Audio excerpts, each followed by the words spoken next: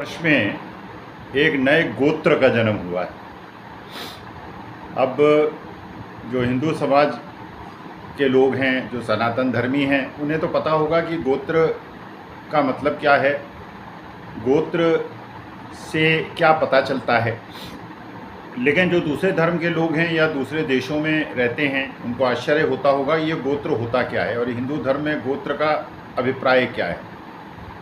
तो उनके लिए सहजता के लिए मैं बता दूं कि हमारे हिंदू समाज में गोत्र का अभिप्राय होता है कि हमारे वंश बेल में जो महापुरुष हुए, उन महापुरुष की जो संतान है उनको उन महापुरुष के नाम से अर्थात गोत्र से जाना जाता है। जैसे जो वशिष्ठ गोत्र है, इसका माने जो गुरु वशिष्ठ थे उनकी जो संतान हैं और उनकी जो वंश बेल है, उसके जो लोग भी उस शंख बेल के हैं उनको वशिष्ठ गोत्र माना जाएगा। मेरा जैसे हरितस्य गोत्र है, तो हरितस्य गोत्र में जो हरितस्य मुनि थे उनके जो वंश बेल के, इसका मतलब यह है कि मैं उस वंश बेल से बिलोंग करता हूँ।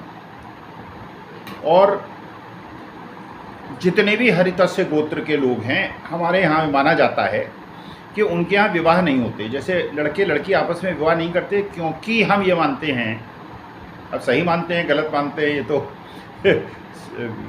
उसका शोध का विषय है, लेकिन हमारे यहाँ ये माना जाता है, सनातन धर्म में माना जाता है, हिंदू धर्म में माना जाता है कि हरितस्य गोत्र में कोई भी वंश बेल में अगर लड़का लड़की शादी करेंगे तो क्योंकि वो भाई बहन माने जाएंगे, क्योंकि वो उसी वंश बेल के हैं, तो विवाह उचित नहीं होगा, ये माना जाता है। तो मैं हरितस्य गोत्र का हूँ, वशिष्ठ गोत्र वाले हैं, गौतम गोत्र वाले हैं, जो ऋषि गौतम के वंशज हैं। लेकिन मैंने आपको बधाई क्यों दी, मैंने क्यों कहा कि एक नया गोत्र भारतवर्ष में सनातन धर्म में पैदा हुआ है। असल में ये एक ऐसा गोत्र है जो पैदा हुआ है 2014 में। 2014 में, क्योंकि उसी गोत्र के लोग ये मानते हैं कि देश आज़ाद ही 2014 में हुआ। वो ये मानते ही नहीं कि 1947 में हमने स्वतंत्रता प्राप्त कर ली। और वो दंड राजदंड पता नहीं क्या क्या लेके घूम रहे हैं, अर्धनग्न लोग जो है वो संसद में घूम रहे हैं और पता नहीं क्या व्यवस्था कायम करना चाहते हैं। लेकिन ये गोत्र जो है, ये नए गोत्र का उत्पत्ति हुई है। अब चाहे वशिष्ठ गोत्र के हों, चाहे हरितस्य गोत्र के हों, चाहे गौतम गोत्र के हों, चाहे किसी भी गोत्र के हों, ये इनका एक नया गोत्र का जो उत्पत्ति हुई है वो 2014 में हुई है। तो इसीलिए मैं इस गोत्र के जन्म लेने वालों को बधाई देना चाहता हूँ। ये गोत्र जो है, इनका एक अलग प्रकार का सनातन धर्म है, इनका एक प्रकार का अलग हिंदू धर्म है। हम जो असली हिंदू सनातनी, हम हर हर महादेव कहते हैं, ये हर हर मोदी कहते हैं। हम कहते हैं कि नारी का मान होना चाहिए। नवदुर्गे में हम लोग पूजा करते हैं, अर्चना करते हैं, कन्याओं की, नारियों का वंदन करते हैं, उन्हें भोजन कराते हैं, उनके चरण स्पर्श करते हैं। ये कहते हैं नहीं, नारी का अपमान अगर ब्रजभूषण शरण सिंह करता है तो कोई गलत बात नहीं, क्योंकि ये भक्त गोत्र के लोग हैं। ये सनातन धर्म के नहीं है, हिंदू धर्म के नहीं है, इनका गोत्र ही अलग है। तो इसलिए मैंने सोचा कि मैं बधाई दे दूं इस गोत्र में जन्म लेने वालों का। अब ये जन्म में गोत्र लेने वाले जो हैं, ये इनका मुश्किल क्या हो गई है कि ये ज्ञान से और किताबों से इनका कोई संबंध नहीं। इनका जो संबंध है वो व्हाट्सएप यूनिवर्सिटी से है।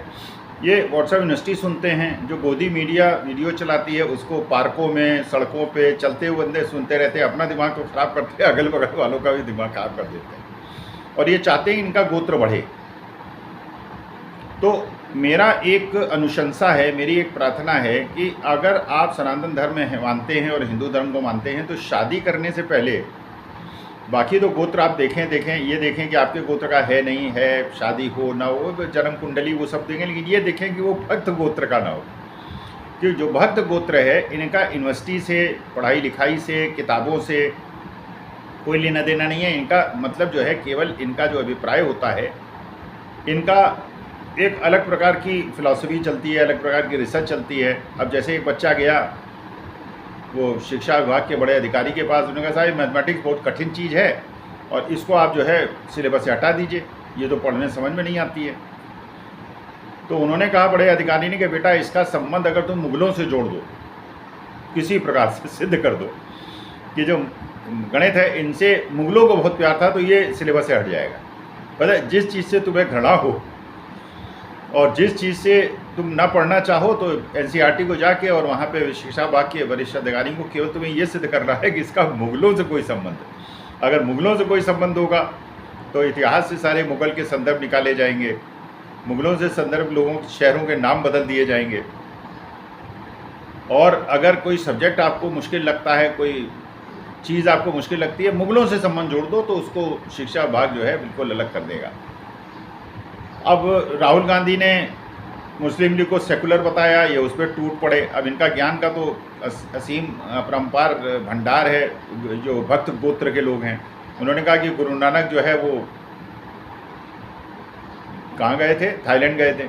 अरे थाईलैंड जो है बदनाम अब हुआ है 50-100 साल से, ये 300, 400, 500, 600 साल पहले थोड़ी बदनाम था, उस समय थोड़ी इसकी ख्याति ऐसी थी। तो भगवान गुरु नानक जो है बहुत जगह गए थे, गुरु नानक बहुत जगह गए थे, थाईलैंड गए थे, म्यांमार गए थे, और बहुत सारे वियतनाम गए थे, बहुत सारे देशों में गए थे जो राहुल गांधी ने बताया इतिहास। तो उस समय कोई ऐसा थोड़ी था कि थाईलैंड को उस वजह से जाना जाता है जैसे भक्त लोग जिसकी वजह से जाते हैं वहाँ थाईलैंड में। अरे हम भी थाईलैंड गए, हम भी अपने पति पत्नी गए, हमें कोई समस्या नहीं, किसी ने हमें कोई गंदी चीज़ नहीं दिखी, क्योंकि गंदी चीज़ तो तब दिखेगी जब आप गंदी चीज़ देखना चाहेंगे। हमें तो बड़ा सुंदर देश लगा, अच्छे बीचेज़ लगे, शुद्ध बीचेज़ लगे, अच्छे लोग लगे, अच्छा नारियल पानी पिया, अच्छा खाना खाया, हमें कोई परेशानी। जो अब वो जाते ही अगर परेशानी और गंदगी ढूंढना है, उन्हें गंदगी दिखाई पड़ेगी, हमें तो कोई गंदगी दिखाई नहीं पड़ी।